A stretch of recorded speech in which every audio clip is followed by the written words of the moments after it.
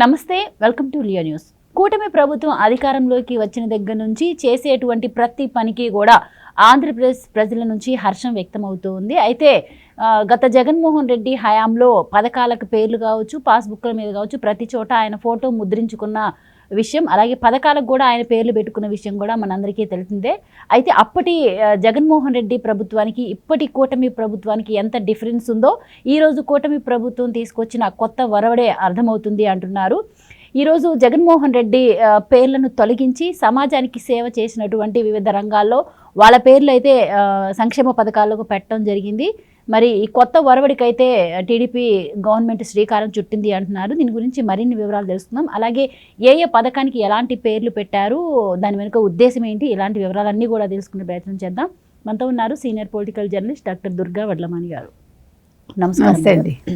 So కూటమి ప్రభుత్వం అధికారంలోకి వచ్చిన దగ్గర నుంచి ఒక పక్క అభివృద్ధిపై ఫోకస్ చేస్తూనే ఇటు సంక్షేమ పథకాలను కూడా రెండు సమానంగా ముందుకు తీసుకెళ్తూ వస్తుంది. అయితే ఇప్పుడు ఆ సంక్షేమ పథకాల్లో కూడా చాలా చోట్ల జగన్మోహన్ రెడ్డి గారి పేరే ఉండటం అయితే జరిగింది. అంటే కొన్ని అయితే వైఎస్ఆర్ పేరు కూడా తీసేసి ఆయన పేరే పెట్టుకున్న పరిస్థితి అయితే మనం చూసాము. అయితే ఇప్పుడు కూటమి ప్రభుత్వం ఆయన జగన్మోహన్ రెడ్డి గారి పేర్లు తొలగించేసి సమాజ సేవకులైనటువంటి, అంటే వివిధ రంగాల్లో సమాజానికి సేవ చేసిన వాళ్ళ పేర్లు అయితే పెట్టడం జరిగింది. సో రాష్ట్ర వ్యాప్తంగా కూడా ప్రజలందరూ కూడా ఎంతో హర్షిస్తున్నారు. అలాగే అప్పటి సమాజ సేవకుల గురించి కూడా ఇప్పుడు విద్యార్థులకు వాళ్ళందరికీ కూడా తెలిసే అవకాశం ఉంటుంది అంటున్నారు ఈ పథకాల ద్వారా. సో ఈ నిర్ణయంతో రాష్ట్ర ప్రభుత్వం కొత్త ఒరవడికి శ్రీకారం చుట్టినట్టే అనుకోవచ్చా? మీరేం చెప్తారు? అబ్దుల్ కలాం వర్ధంతి రోజున విద్యాశాఖ మంత్రి లోకేష్ గారు ఈ నిర్ణయం తీసుకున్నారండి. మహనీయులు ఎవరైతే ఉన్నారో స్ఫూర్తి ప్రదాతలుగా వాళ్ళ స్ఫూర్తిని గుర్తు చేస్తూ వాళ్ళ పేర్ల మీద ఈ పథకాలు పెట్టారు. మీరు చెప్పినట్టుగా గత ప్రభుత్వం ఏదైతే ఉందో వైసీపీ ప్రభుత్వం, వాళ్ళు ప్రతి పథకానికి వైఎస్ఆర్ పేరో లేకపోతే మిగతా వాటికి జగనన్న పేరు పెట్టారు. అంబేద్కర్ ఓవర్సీస్ విద్యా పథకానికి కూడా అంబేద్కర్ పేరు తీసేసి జగనన్న ఓవర్సీస్ విద్యా పథకం అని పేరు మార్చేసుకున్నాడు ఆయన. అందుకు భిన్నంగా ఈరోజు అంటే వ్యక్తి పూజలు అక్కర్లేదు, వ్యక్తి పేర్లతోటి అవసరం లేదు. సంక్షేమం చేసినప్పుడు లేకపోతే పథకాలు ఇచ్చినప్పుడు మనం చేసే సంక్షేమాలు ఏవైతే ఉన్నాయో అవి వాళ్ళు జీవితకాలం గుర్తుపెట్టుకుంటారు. అంటే వ్యక్తి పేరు లేకపోయినా వ్యక్తిని గుర్తుపెట్టుకుంటారు. కాబట్టి ఇప్పుడు చంద్రబాబు నాయుడు గారి పేరు పెట్టకపోయినా వచ్చే నష్టం లేదు, ఎన్టీ రామారావు గారి పేరు పెట్టకపోయినా వచ్చే నష్టం లేదు, అలాగే పవన్ కళ్యాణ్ పేరు లోకేష్ పేరు పెట్టకపోతే వచ్చే నష్టం లేదండి. ఎందుకంటే ఇవి ఎవరు ప్రారంభించారు అనేది ప్రజలకు అవగాహన ఉంటుంది. కాబట్టి ఫలానా వాళ్ళ హయాంలో, ఫలానా వాళ్ళ ప్రభుత్వంలో, ఫలానా పార్టీ ఈ పథకాలు ఇచ్చింది, ఈ పేర్లు పెట్టింది అనేది ప్రజలు గుర్తుపెట్టుకుంటారు. కాబట్టి ఎప్పుడైతే లోకేష్ గారు ఈ నిర్ణయం తీసుకున్నారో పవన్ కళ్యాణ్ గారు ప్రకటనలో తన హర్షాన్ని వ్యక్తం చేయటం జరిగింది. ఇక ఇప్పుడు ఈ పథకాలు ఏవైతే ఉన్నాయో ఒక్కొక్కటి మనం వివరిస్తూ వెళ్దామండి. ఇప్పుడు అసెంబ్లీ సమావేశాలు అయిపోయాయి కాబట్టి ఇప్పుడు విద్యా వ్యవస్థలో పలు పథకాల పేర్లకేమో కూటమి ప్రభుత్వం పేర్లు మారుస్తూ నిర్ణయం తీసుకుంది. నారా లోకేష్ ఇందుకు సంబంధించి ఒక ప్రకటనలో ఏం చెప్పారంటే, జగనన్న విద్యా కానుక స్థానంలో సర్వేపల్లి రాధాకృష్ణన్ విద్యామిత్ర, ఇది చాలా మెచ్చుకోవాల్సిన అంశం అండి. ఎందుకంటే సర్వేపల్లి రాధాకృష్ణ గారు, ఆయన మీకు తెలుసు, ఆయన మనకి భారత రాష్ట్రపతిగా చేశారు, ఉపకులపతిగా చేశారు. ఆయన చాలా ముఖ్యంగా ఆయన ఏంటంటే తత్వవేత్త. తత్వానికి సంబంధించి తర్వాత హిందూ మతానికి సంబంధించి ఆయన ఆక్స్ఫర్డ్ యూనివర్సిటీలో కూడా పాఠాలు చెప్పారు. ఆయన తిరుత్తణిలో జన్మించి మద్రాసులో చదువుకున్నారు. ఆయన చాలా గొప్ప వ్యక్తి. ఆయనకి 100కు పైగా డాక్టరేట్లు ఉన్నాయి, మీకు తెలుసో లేదో. తత్వానికి సంబంధించి ఆయన తులనాత్మక అధ్యయనం కూడా చేశారు. ఆ పుస్తకాలు ఇప్పటికీ కూడా ఒక మంచి సంపద అన్నమాట. మనం ఎవరికైనా గిఫ్ట్ ఇవ్వాలంటే అలాంటి పుస్తకాలు ఇవ్వచ్చు. అలాంటి వ్యక్తి పేరున ఈ పథకాన్ని పెట్టడం అనేది చాలా మెచ్చుకోవాల్సిన అంశం. ఇంకోటి ఏంటంటే ఆయన బర్త్డే రోజు కొంతమంది ఉపాధ్యాయులు, కొంతమంది స్నేహితులు వచ్చి ఆయనకు సన్మానం చేస్తానంటే, నాకు ఇవేవి వద్దు, మీరు నా జయంతిని మీరు ఉపాధ్యాయ దినోత్సవంగా జరుపుకుని ఉపాధ్యాయులను సత్కరించండి, గురువులు అనేవాళ్ళు లేకపోతే స్టూడెంట్స్ లేరు అని ఆయన ఆ రోజు చెప్పడం జరిగింది.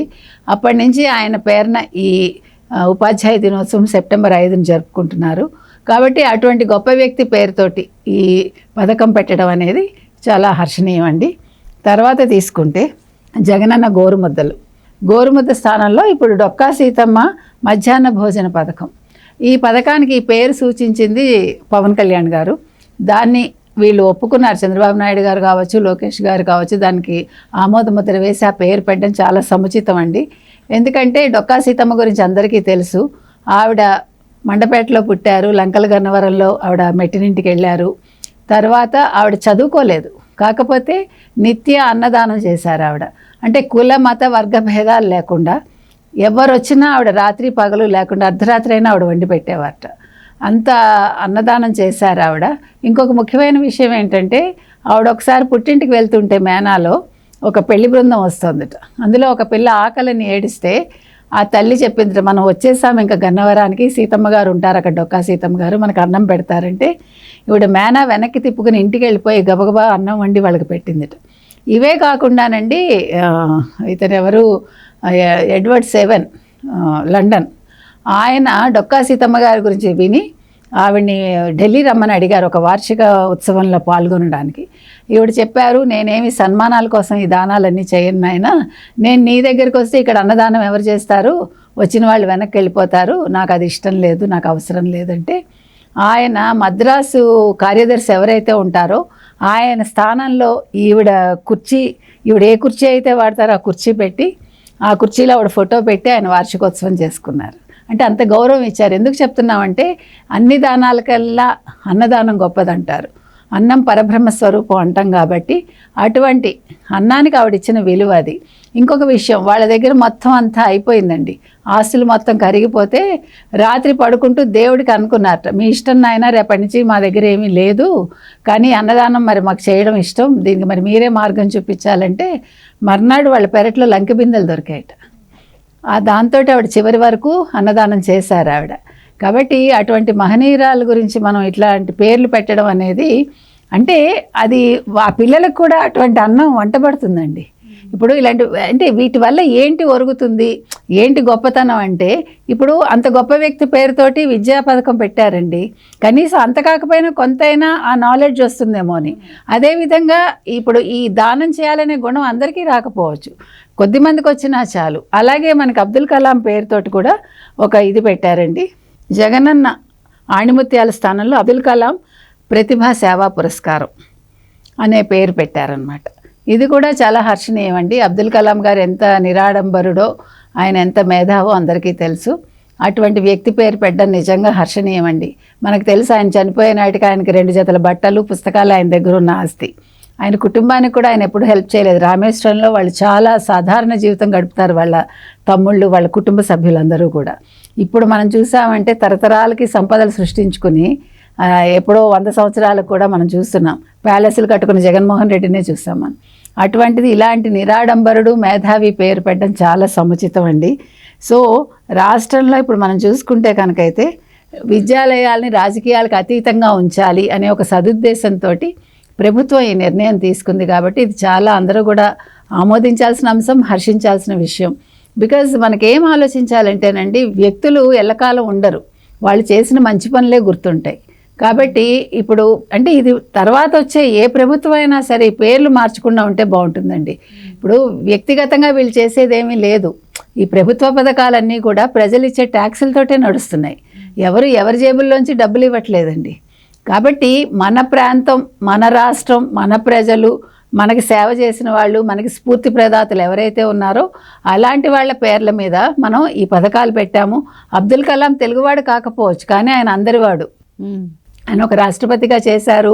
తమిళనాడుకు చెందిన వ్యక్తి అయితే ఏముందండి, మన తెలుగు వాళ్ళని తమిళనాడు వాళ్ళని ఎత్తిన పెట్టుకోలేదా, కర్ణాటక వాళ్ళని ఎత్తిన పెట్టుకోలేదు కదా. మనకి ప్రాంతీయ భేదాలు అక్కర్లేదు, మనకి కావాల్సింది మంచి ఎవరు చేసినా కూడా మనం తీసుకోవచ్చు. ఆ ఉద్దేశంతో అబ్దుల్ కలాం గారు పేరు తీసుకున్నారండి. సో ఇవన్నీ కూడా మనందరం కూడా చాలా అంటే ఆనందంతో స్వాగతించాల్సిన విషయాలు ఇవి. Right madam, thank you.